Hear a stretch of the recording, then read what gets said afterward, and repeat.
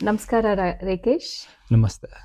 Welcome to the Soulful Conversations conducted by the GBSRSP. It's a great pleasure to have you with us today. We're all here very excited to have you here, learn more about your, musical journey, your musical contributions, and all about your community service. Oh, well, thank you ever so much indeed for having me. Firstly, it's such a great privilege to be here in such an auspicious space and temple. So I feel very honored to be here. Thank you very much. Thank you. So walk us through right back from, when your musical journey started, what inspired and kept the momentum going, and of all the instruments, why did you choose piano? Well, look, that's a great question, and I'll start it in reverse order. So the piano actually came to me much later. My initial training was in Indian classical music through my father. So my father's a vocalist. Oh, wow. And we always had Indian music in the house, whether it was vocal or whether he was teaching other people. And for me, I wanted to find an instrument that I would resonate with. And naturally, I went to an instrument that was non-Indian, because we always had Indian music around at the house. So I thought, okay, surely let me find another instrument. And my brother used to play the guitar. So because he's older than me, I always wanted to copy what he was doing. So I said, okay, now that he's learning the guitar, I'm going to learn the guitar. So I actually studied playing the guitar first. That was my principal instrument. And then much later on, I began to be fascinated by Indian music and everything that it does have to offer. I found that there's so much richness and so much depth, but there was a huge parallel in terms of what I was studying in Western music. Western music was based on harmony and Indian music was based on microtones. So I always found it very interesting to see how can these two be married together. Yeah. And I tried to firstly adapt the style of Indian classical music onto Western instruments, so the guitar and then the piano. And I then began to take training under my father to learn Indian classical music, and I really got to appreciate the richness and the vastness of the style of music that it has to offer. And we had a piano, keyboards in the house, and it was an instrument that I grew a natural affinity to over time. So whenever my father wasn't at home, I tried to copy the style of Indian music and try to say, okay, how would this sound on a keyboard instrument? And I found it very fascinating. And there was a great time to experiment to see what was possible without any formal training on the piano. And then I later went to train on to learn to play the piano, and I had three types of training: one on the guitar, one on the piano, and one on Indian classical music. So my music journey, it started at home initially, and I then started to draw in influences from training on Western classical instruments, and then ultimately the piano found its way into my life. And at the moment, it seems to be the way that I communicate my message and my music. So, do you have everybody in the family are musicians, or did it start from your father, or Yeah, so it started from my father. My grandfathers also sang. So you said Indian they are music. vocalists. Yeah. Did he sing Hindustani, or is it Carnatic music? That's a great question. So he was trained in Hindustani classical music, and then also he explored light music, and he's been teaching that ever since. And all sorts of styles. My dad sings ghazals, he sings bhajans, he sings light classical music, and he sings Hindustani classical music as well. But I feel like the ultimate training was always Hindustani classical music, and with most classical musicians, that seems to be the foundation. And I think there was a focus on getting that right first. Yeah. So your primary, training has been in the Western music, and then you adapted to Indian, would you say? Yeah. So initially I started in Western classical music, and in parallel I was learning Indian classical music. And then at the same time I was surrounded by so many different genres of music, including reggae, R&B music, it could be flamenco music, so many different vast styles of music. So it's all found its way into what I do now. Yeah, and you're popularly known for creating fusion with the Eastern and the Western music. So when did you think that specifically started? If you could tell us a bit more about that, please. Yeah, so I never felt like I was trying to combine two styles together. For me, ultimately, it was music that I felt that was intuitive to me, and I would suspect that with the piano being a Western instrument, the fusion, um, not confusion, hopefully, uh, Yeah. naturally happened by trying to adapt a style of music that perhaps wasn't fully explored on the piano. So there was also ultimately a initial exploration of the East and West meeting, and over time I've composed a lot of music as well. And I haven't thought about making or fusing sounds or trying to make sounds fit together. It's always just been what's in my mind at the time. And music is such a universal language. You find that they all Yeah. styles of music communicate and gel together just as easily together. Yeah. So would it be fair to say it started early on without even, you making an attempt to be that way? Yeah, I feel like it was always there. Yeah. And are there any particular genres or any artists who have really influenced your style, you think? Yeah, I study the music of so many different musicians. I've grown up with so many influences. Initially, I've been heavily influenced by Indian classical music because that is the foundation. So I would listen to many artists, including Pandit Jasraj, who's a great Hindustani vocalist. But then ultimately, I also listened to Stevie Wonder, Wow. and What I would contrast, yeah. also have a huge contrast of music. So there's been influences from all different styles of music. Oh, brilliant. You have performed at, iconic venues like Royal Albert Hall, Southbank Centre. Is there probably any one particular performance which is your most favorite or? Gosh, there's so many to choose from, and I get asked this question often. And for me, it's playing the Royal Albert Hall or the Southbank Centre. It's always a great privilege, and the grandness of the hall never escapes you. But sometimes it's always about where do you feel the most connection Yeah. with the music. So most recently, I think in November, I performed at the Royal Academy of Music, and I presented a concert of Indian classical music on the piano after quite a long time. And I felt that when you're so connected with the audience and when the audience is listening and giving you so much appreciation, I think those are the most memorable experiences. Do you have any one particular in mind, or they all Yeah, there equally is. different? Or So there's one concert at Ronnie Scott's. I was playing with the great percussionist Talvin Singh, and Ronnie Scott's is such a great. It's more of a jazz venue, but it's a very intimate audience, and you really get a chance to connect with them. And we actually played two sets that evening, um, which was very special. brilliant. You have performed to an audience of 60,000 plus. Equally, you've walked into schools and, played for the little children. So, how do you perceive these two things? Are they different? Are they the same? Or which one do you probably connect to the most? That's a great question. Yeah. And it's very difficult to answer because every experience is a unique experience. There is a great buzz and a great energy when there are large numbers of audience, and that's very natural. There's so much energy, and you can really feel that. And there's a great rush of adrenaline, and it's a great moment when there's so many people in the audience.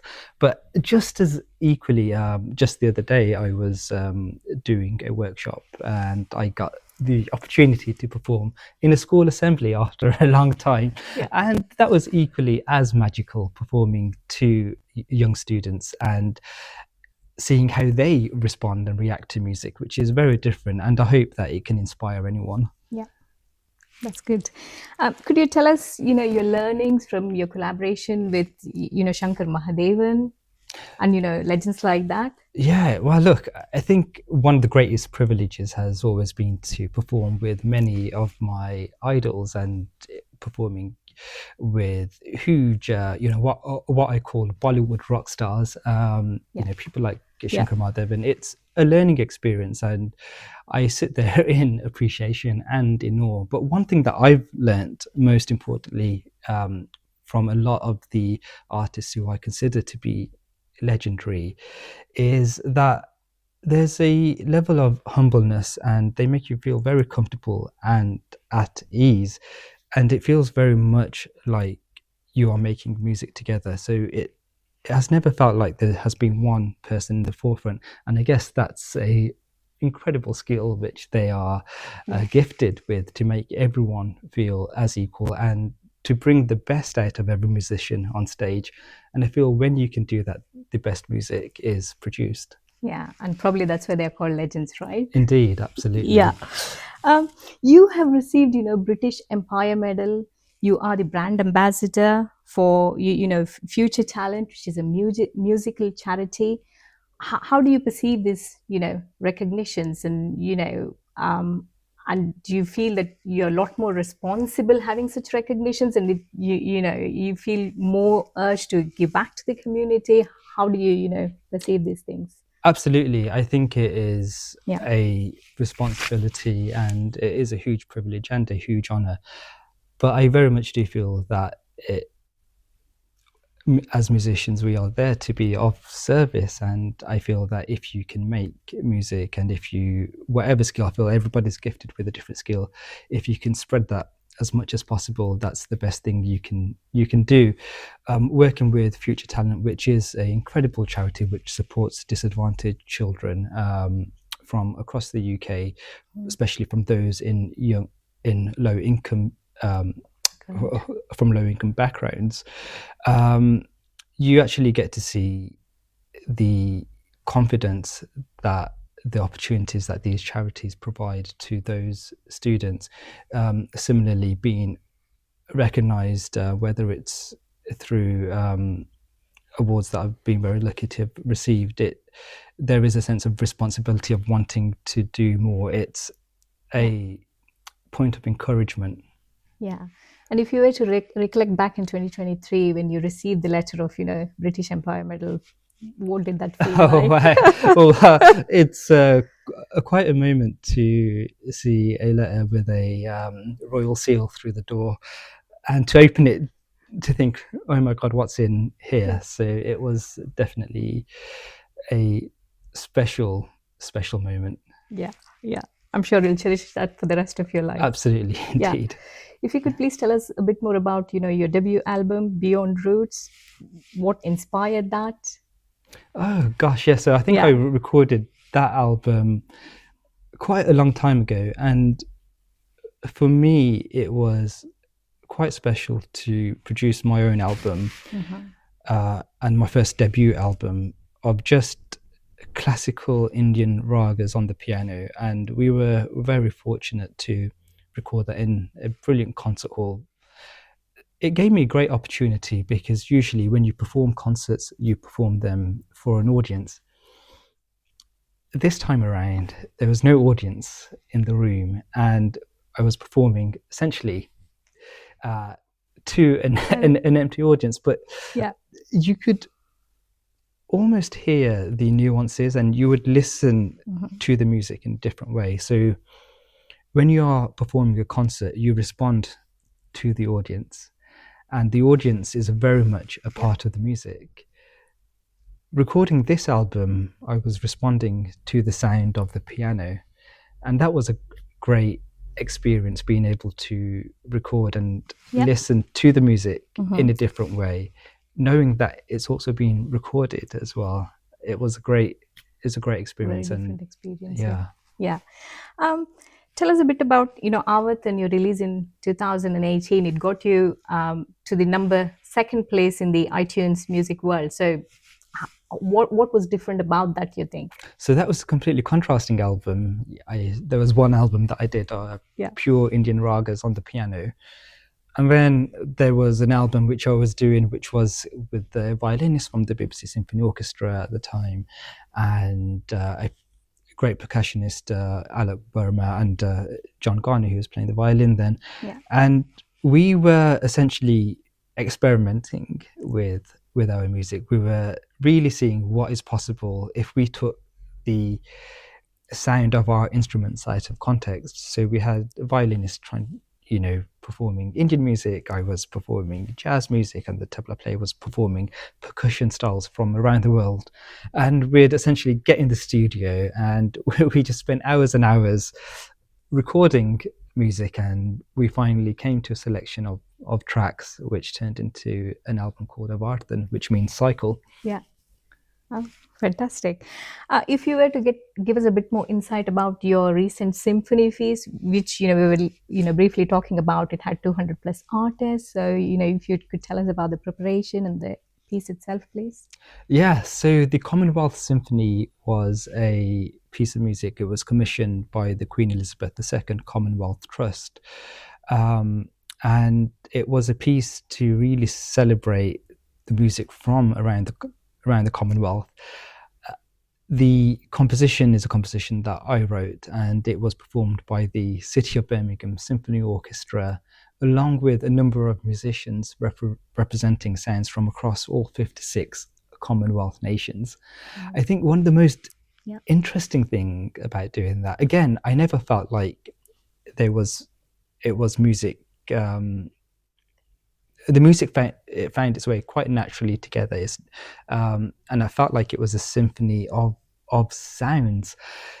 Producing that was extremely special. Writing music for an orchestra is something which I had never attempted to do before, so it's not something whether I knew I had the capacity to do. So I was always testing myself to see, okay, what's possible, how far can we go with this, and to have an orchestra play a composition that you've had in your mind is extraordinary experience. But then to be able to involve musicians from around the world, that was also quite a special experience. So we recorded that in one day, I think on January the 5th. So we had musicians involved, and then additionally I wanted to involve a choir. So we had a 150-piece choir also involved in the piece, and we released it on Commonwealth Day, and I had the great privilege of performing it as a world premiere for the royal family at the Westminster Abbey in London, which was a great privilege to be able to present the Commonwealth Symphony in that way. Yeah, you clearly, brought many people together, worked with, several legends. Is there like a dream collaboration you would want to work on? So my dream collaboration to date was to work with an orchestra, and it would be fantastic to have the opportunity to do that again. I think a dream collaboration, it could be vastly different. Personally, I would still want to continue to perform Indian classical music on Western instruments, and maybe a collaboration with a pioneer of their sound. If we take Harprasad Chaurasia on the flute, that would be a miracle for me. Equally, performing with different genres is something that I enjoy very much. So we wish you all the very best, and that hope happens soon as well. Thank you. So you're the fourth generation British Indian here. What do you think your background, how does your background impact the music you create? And if you could tell us a bit more about that, please. Yeah, it has a huge influence. I think the music that you hear, it defines the culture that you present. It gives me a chance to also experiment. So if I'm listening to music on the radio, if I'm listening, through music on, different audio platforms, I'm always trying to expand the scope of music I'm listening to, whether it's electronic music, whether it's a type of contemporary jazz music. And I find that all these influences draw themselves into the music that I create. And I think we are creating a sound rather than a type of music. Yeah. And what do you think, or what do you hope your music has on the younger generation? Oh, wow. I would hope that the music that I try to create helps to encourage future generations to feel free to experiment with the type of music that they enjoy listening to, and not to be confined by trying to produce music that fits into a label or a genre or a box. And I think I've been very lucky to have a wide range of influences and inspirations, which has encouraged me to explore different types of music. And what's your take on probably the rock music or the hip hop, and compared to Gosh, well, look, I think there's so much to learn from different styles of music. I think if we take the time to listen to what we can appreciate, I think there is always something to learn. I'm a strong, firm believer in that every artist has a unique, special gift, and it is indeed our job as a listener to try to find what is the special talent that yeah. each artist has been gifted with, and to really listen to that and appreciate that and learn from that. Wow, that's quite a different perspective actually, to be able to appreciate um, the newer music or the hip hop or the rock compared to like the classical music which you're trained in. Yeah, Yeah, absolutely. you've clearly done so much in the music world itself. But equally, you have an economics degree with first class honors, and you've co-authored a book. Connect the dots, please. Economics to music. Well, look, I think all of these things help with each other. I think having a academic sort of side to the mind, or I think is something which I enjoy. I enjoy learning. I think there is always something to learn from something, and I think being open minded. Um, music is a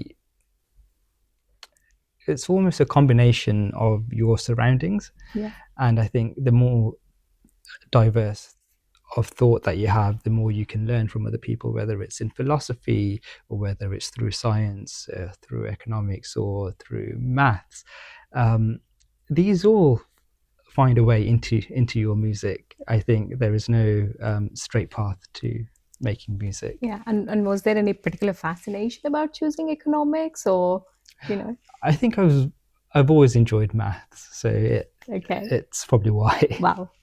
Maths to economics to music. If you could please tell us about your association with Raghavendra Swami Matha, please. Well, I had the great privilege to attend the temple. I met Sri Hari, who's heavily involved with the temple itself, and he very kindly invited me to visit the temple. Mhm. And for me, it remains a great experience because I got to witness incredibly talented artists. I do recall there was a very talented mandolin Yeah. player performing that day, and it was so great to see that talent. But what was even more special to see was how involved he was with the community, how involved he was with the temple, and also how that gave him the freedom to explore his music. And I was one of the very lucky listeners in the audience that day. Good to know. Have you faced like any challenges in your musical journey, and how have you overcome that? If you were to share your experience, please. Yeah, so I think with creating music, firstly, there's always a challenge of trying to define my music. So I find that because it does not necessarily fit into a genre, a box, or a label, trying to explain the music can be quite challenging Yeah. sometimes. I feel the best explanation for my music in particular is for someone to listen to it. I'm also have the chance to say that because the piano is a Western instrument, playing Indian music on the Western instrument can be quite fascinating. So just by saying I'm performing Indian classical music on the piano can be quite intriguing as well. Yeah. If you were to give one piece of advice to the aspiring musicians who is trying to find their own voice, or make their own impression in the industry, what would that be, please? My advice to aspiring musicians would be to be yourself, feel comfortable, feel free to make the music which you really enjoy performing. I almost, when I'm performing, I try to imagine that I'm performing the music that I would perform when I enjoy listening to the music. This is the type of music that I enjoy performing, and if you enjoy the music, everyone else will enjoy the music. So my message to aspiring musicians would be enjoy the music yourself and everyone else will enjoy it. Yeah. And what do you think is the key to success? Is it probably discipline? Is it listening? What would you say to the younger generation?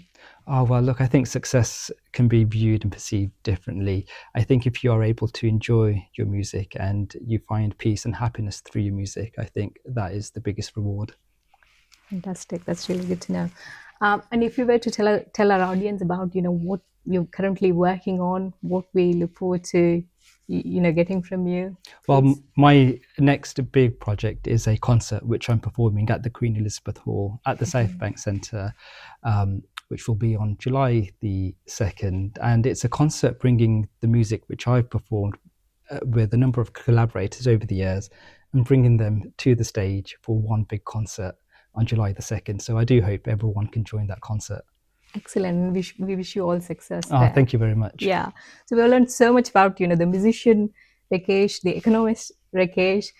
If you were to put all this to one side and if you were to say, what does Rekesh enjoy apart from these? Are there like any other hobbies which is not on your biography or, not asked anywhere in the interview? Well, I enjoy reading, I enjoy walking, but I'm really getting into cooking now. So that's Okay. especially Indian cooking. So that's something I'm trying to learn. So no cricket, it's cooking then for Is you. cooking, yes. That'll be, well perceived by our audience. Yeah. Rekesh, it's been a great pleasure having you with us. And we really thank you very much for spending your Sunday afternoon with us. Thank you ever so much, and we wish you all success. Well, thank you very much, Smitha, for giving me the honour of being here today at this temple.